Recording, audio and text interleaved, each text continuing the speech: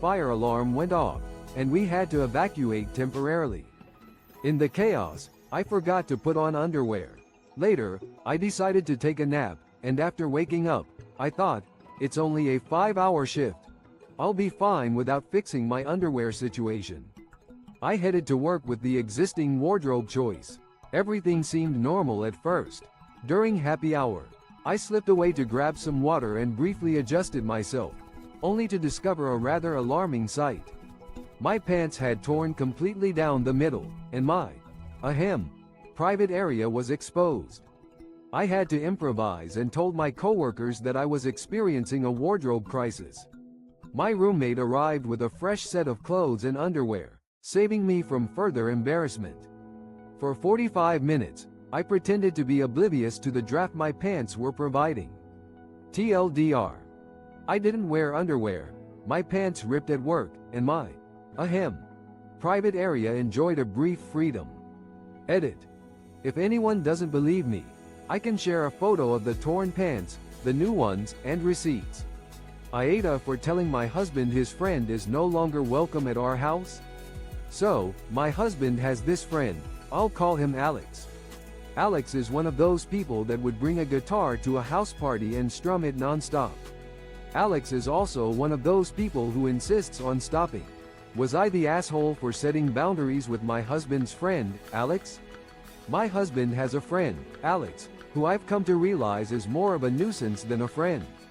He's the type of person who thinks he's always right and will dominate conversations with his far-right views, even when everyone else is trying to relax and have a good time. The rest of our friend group has also expressed frustration with his behavior, which is why he wasn't invited to game nights for a while. If I tell Alex to stop talking about politics, he'll just get defensive and try to provoke me. I've learned to avoid engaging with him on those topics, but it's not always easy. One evening, my husband had Alex and another friend, Joe, over to work on a project in the garage. I was initially annoyed because Alex brought his puppy, which was left in my care while its owner was working. My large dog wasn't fond of the new puppy, and it was freezing outside, so I had to find a way to keep them both calm. My best friend was over to help, but I was still frazzled. Things only got worse when Alex started playing music in the garage, and later, when he came inside to get something. Everybody must know when I am out of office. So yeah, a couple of years ago I was working for an IT company which also provided server management and general domain and email services. We had some really big companies as clients, so we were used to some really idiotic demand. The mantra of every executive: everybody must know when I am out of office. It was a couple of years ago when I worked for a reputable IT firm providing server management and domain services to notable clients. We often encountered absurd demands from high-ranking officials, but usually, we managed to persuade them to listen to our expertise. Not this time, however. Mr. Bigwig, the CEO of a prominent automobile sales company, was a man who boasted about being an exceptional negotiator and having an uncanny ability to think ahead.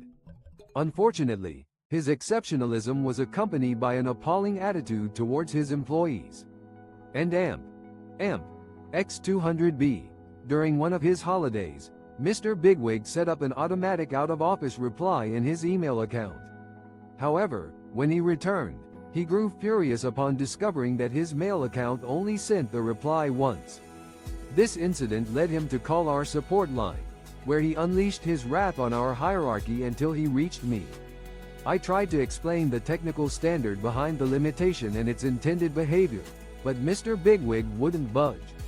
His rant escalated until our CTO intervened, offering a waiver that would enable us to disable the restriction but not assume liability for any consequences.